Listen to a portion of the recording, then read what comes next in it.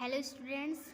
तो आज की इस वीडियो में हम पढ़ रहे हैं चैप्टर 8 का साइंस है क्लास 5th का चैप्टर 8 का सॉलिड्स लिक्विड एंड गैसेस का second part,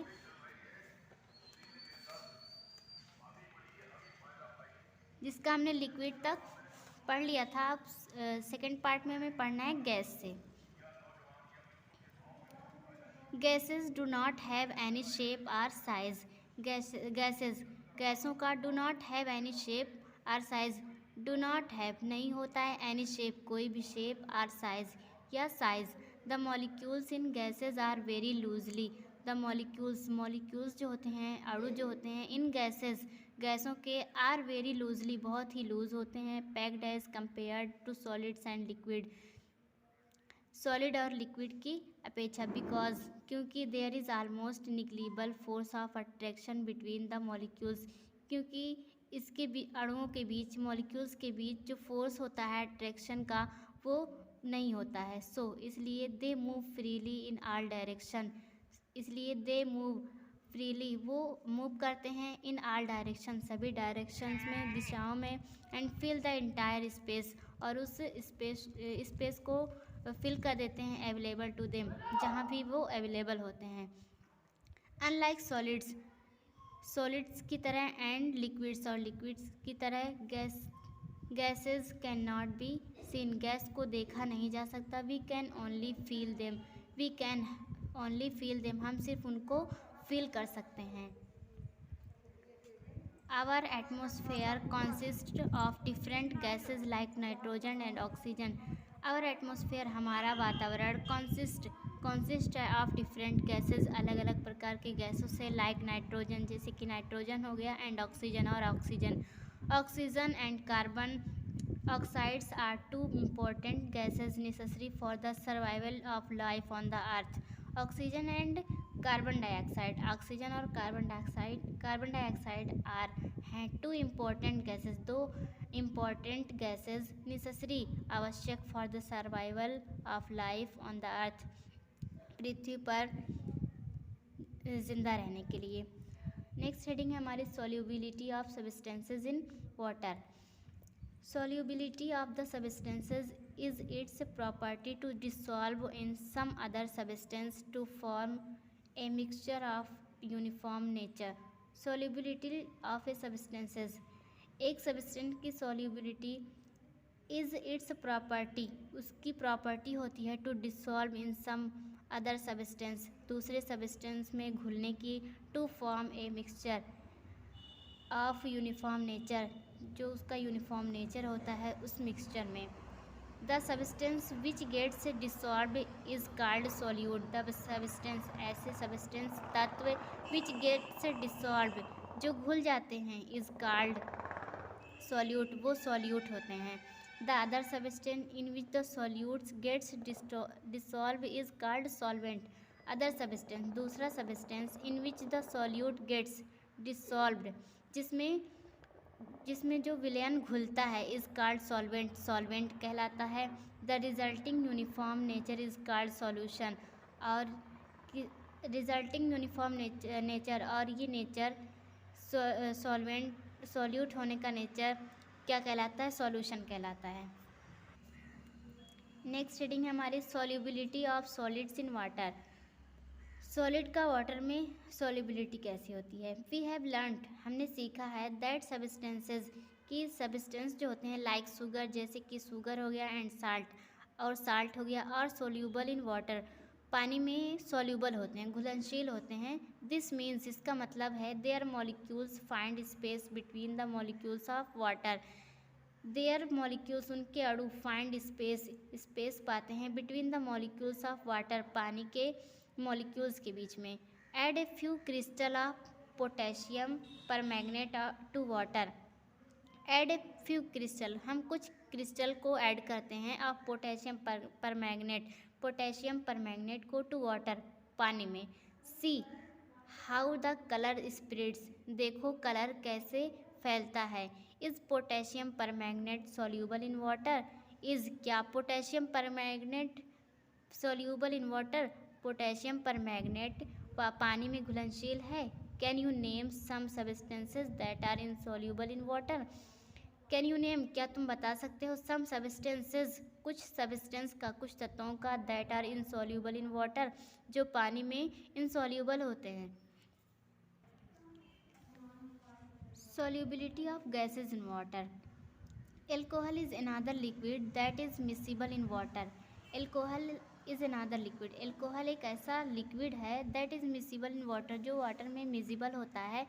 Kerosene, however, cannot be dissolved in water. However, किसी भी तरह केरोसिन जो होता है किसी भी तरह पानी में नहीं घुलता. एंड इज कॉल्ड इमिसिबल, जो इमिसिबल कहलाता है. Have you seen a painter removing paint off his hands using turpentine. Has you seen, क्या तुमने देखा है, ए पेंटर रिमूव पेंट, एक पेंटर रिमूव पेंट को रिमूव करता है ऑफ हिज हैंड्स, अपने हाथ से, यूजिंग टर्पेंटाइन का यूज़ करके. Why does he not use water, वह पानी का यूज़ क्यों नहीं करता है, क्योंकि हमारा जो पेंट होगा उसमें वाटर वर्क नहीं करेगा. Solubility of gases in water. Gases like oxygen, nitrogen, ammonia and carbon dioxide can dissolve in water. गैसें लाइक ऑक्सीजन, जैसे oxygen, nitrogen, ammonia and carbon dioxide can dissolve in water, पानी में घुलनशील होते हैं. Fish and other animals, मछलियाँ and other animals, और दूसरे animals that live in water, जो पानी में रहते हैं. Breathe in the oxygen, dissolve in water, वो सांस कर लेते हैं इन ऑक्सीजन से, डिसॉल्व इन वाटर, जो पानी में घुला होता है. वाटर इज़ द ओशियंस के जो वाटर होते हैं, रिवर्स एंड लेक्स, नदियों और लेक्स के, झीलों के, contains dissolve oxygen and nitrogen, उनमें भी ऑक्सीजन और नाइट्रोजन घुले होते हैं. वाट happens when water starts boiling. Watt happens, क्या होता है, व्हेन, जब वाटर स्टार्ट्स बॉइलिंग, पानी उबलता है. Bubbles are formed on the sides of the vessels and at the bottom of the water. Bubbles, बुलबुले, आर फॉर्म्ड, बनते हैं, on the sides of the vessels, बर्तन के साइड में, and at the bottom of the water, और water के bottom में. Why are these bubbles formed, ये बबल्स क्यों बनते हैं. These bubbles are the dissolved gases, ये बबल्स जो होते हैं वो गैसों में घुले होते हैं. That separate from water on heating, that separate, जो फैल जाते हैं, फ्रॉम वाटर, पानी में, ऑन हीटिंग के दौरान. How are aerated drinks different from orange juice or lemon water. How are aerated drinks different, aerated drinks different होता है फ्रॉम ऑरेंज जूस और लेमन वाटर, ऑरेंज जूस से या फिर लेमन वाटर से. The gas that bubbles out of an aerated drink is carbon dioxide. The gas that bubbles out of an aerated drinks, जो एक aerated drink से bubbles निकलता है, इस कार्बन डाइऑक्साइड होता है. It is dissolved in water under great pressure. It is dissolved, ये घुला होता है, इन वाटर में, अंडर ग्रेट प्रेशर में. नेक्स्ट है physical and chemical change in matter. Heating और cooling brings about change in matter. Heating और cooling brings लाता है, अबाउट चेंज इन मैटर, पदार्थ में चेंज लाता है. समटाइम्स, कभी कभी, matter change it's state. For example, matter जो होता है अपना स्टेट, अपनी अवस्था चेंज कर लेता है. फॉर एग्जाम्पल के लिए, ice on heating change to water. Ice जो होती है बर्फ़, ऑन हीटिंग, अगर उसको गर्म करते हैं, चेंज टू वाटर, तो वो पानी में चेंज हो जाता है. दैट इज़, इसलिए, the state of water change from solid to liquid, जो वाटर का स्टेट होता है, अवस्था होती है, चेंज फ्रॉम सॉलिड से, कठोर से, टू लिक्विड, तरल में चेंज हो जाता है. समटाइम्स, कभी कभी, matter change all together to form a new substance. Matter, कोई भी पदार्थ, चेंज हो जाता है all together to form a new substance, एक नए सब्सटेंस में. नेक्स्ट रीडिंग है physical change. A physical change is a temporary kind of change which can be reversed. A physical change, एक फिजिकल चेंज जो है, इज़ ए टेम्परेरी काइंड, एक temporary kind का change है, टेम्परेरी प्रकार का चेंज है विच कैन बी रिवर्स, जिसको दोबारा से रिवर्स किया जा सकता है, दोबारा लाया जा सकता है। Let us check out some examples of physical change.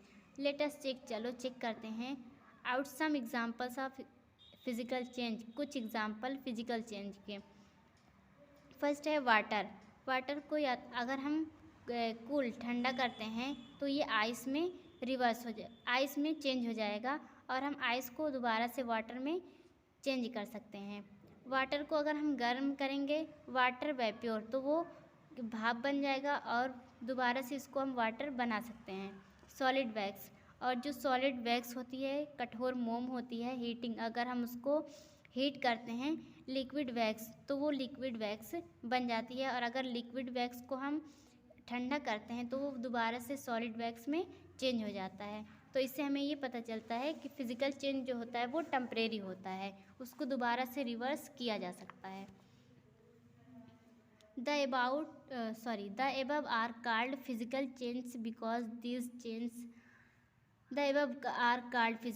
जो ऊपर दिए गए हैं फिजिकल चेंज हैं, because this change are only in the state of matter, क्योंकि ये चेंज जो होते हैं are only in the state of matter, सिर्फ मैटर की अवस्था होती हैं, पदार्थ की अवस्था होती हैं, आर टेम्परेरी और टेम्परेरी हैं, and can be easily reverse, और उसे दोबारा से रिवर्स्ड आसानी से किया जा सकता है। नेक्स्ट है केमिकल चेंज। इन सम केसेस, कुछ केसेस में हीटिंग और cooling brings a permanent change in the state of matter.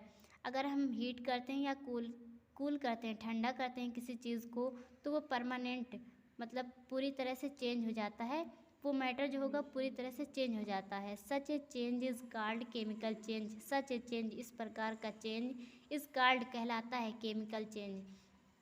A new substance is formed, और एक नया सब्सटेंस बनता है, and we can not get back the old substance, और हम उसे दोबारा से उस सब्सटेंस में पहले वाले सब्सटेंस में नहीं बदल सकते। फॉर एग्जाम्पल के लिए, when a piece of paper is burnt, when जब ए पीस ऑफ पेपर एक कागज़ का टुकड़ा इज़ बर्न्ट जलता है, इट चेंज इनटू ऐश, तो वह राख में चेंज हो जाता है। The molecules of papers are different from the molecules of ash, जो मॉलिक्यूल्स होते हैं ऑफ पेपर्स के आर डिफरेंट, अलग अलग होते हैं, from the molecules of ash, राख के मॉलिक्यूल्स से।